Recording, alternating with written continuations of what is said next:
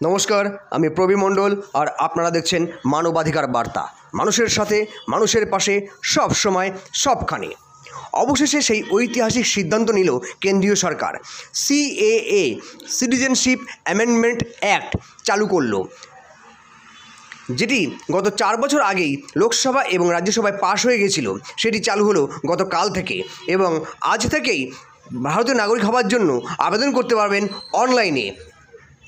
অনেকের মধ্যে যে ভ্রান্ত ধারণা রয়েছে সিএএ সম্বন্ধে, চলুন আমরা দেখে নিই কি সিএএ বা এর আইনটাই বা কী।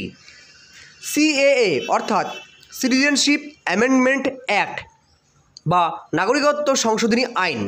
আপনাদের মধ্যে অনেকের ভ্রান্ত ধারণা রয়েছে যে যারা বাংলাদেশ থেকে এদেশে বসবাস করছে এবং সংখ্যালঘু যারা এদেশে বসবাস করছে তাদের এদেশ থেকে তাড়িয়ে দেবে। একদমই এই তথ্য ঠিক নয়। আমরা জেনে নেব সিএর আসল ব্যাখ্যা। এটি জানতে গেলে প্রথমেই আমাদের জানতে হবে যে কারা ভারতবর্ষের নাগরিক। চলুন সেটি আগে জেনে নিই।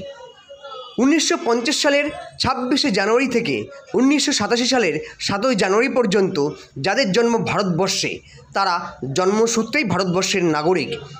এদের বাবা বা মায়ের নাগরিকত্ব কী আছে তা দেখার প্রয়োজন নেই। 1987 সাল থেকে 2004-এর মধ্যে যাদের জন্ম, তাদের জন্মের সময় বাবা মায়ের নাগরিকত্ব ভারতীয় হলে তবেই তারা ভারতীয় নাগরিক হিসেবে বিবেচিত হবেন। 2004-এর পর যারা জন্মেছেন তাদের ক্ষেত্রে হয় তাদের বাবা, না হয় তাদের মা, অথবা যে কোনো একজনের ভারতীয় নাগরিক হতে হবে, অথবা যে কোনো একজন ভারতীয় হলে অপরজন অবৈধ অনুপ্রবেশকারী না হলে তিনি ভারতীয় নাগরিক হিসেবে বিবেচ্য হবেন। এবার যারা এই তথ্যগুলো তাদের কাছে আছে কি না, বা এই তথ্যগুলোর ছাড়া তারা যদি ভারতে বসবাস করে, তারা ভারতীয় নাগরিকত্বের জন্য আবেদন করতে পারবেন। আবেদন করা যাবে অনলাইনে। সরকারি তথ্য অনুযায়ী যারা আবেদন করতে চান তাদের জন্য রয়েছে আলাদা আলাদা ফর্ম। শিশুদের জন্য আলাদা, অন্য দেশ থেকে আসা ব্যক্তিদের জন্য আলাদা, বাবা মা মায়ের জন্য যারা ভারতীয় নাগরিক হিসেবে আবেদন করতে চান তাদের জন্য পৃথক ফর্ম।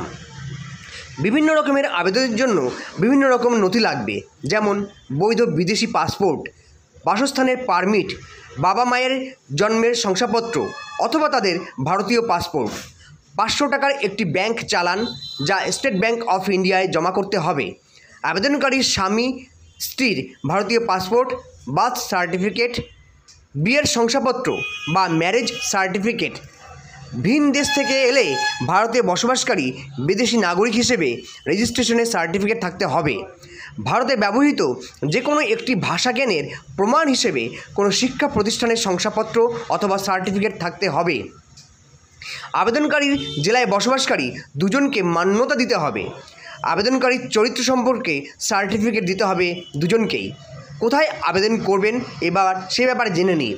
অনলাইনে ইন্ডিয়ান সিটিজেনশিপ online.nic.in এই ওয়েবসাইটে গিয়ে অনলাইনে নাগরিকত্বের জন্য আবেদন করতে পারবেন এবং স্বরাষ্ট্র মন্ত্রকের অধীন ডিএম অর্থাৎ ডিস্ট্রিক্ট ম্যাজিস্ট্রেট বা ডিসি ডিস্ট্রিক্ট কালেক্টর অফিসে গিয়ে আপনাদের ফর্ম জমা দিতে পারবেন এবং ভারতবর্ষের নাগরিক হিসেবে আপনি আবেদন করেছেন এবং তা যদি যথাযথ নথি দ্বারা জমা দেওয়া হয় এবং তার ভেরিফিকেশন যদি প্রমাণ হয়, আপনি ভারতবর্ষের নাগরিক হিসেবেই বিবেচিত হবেন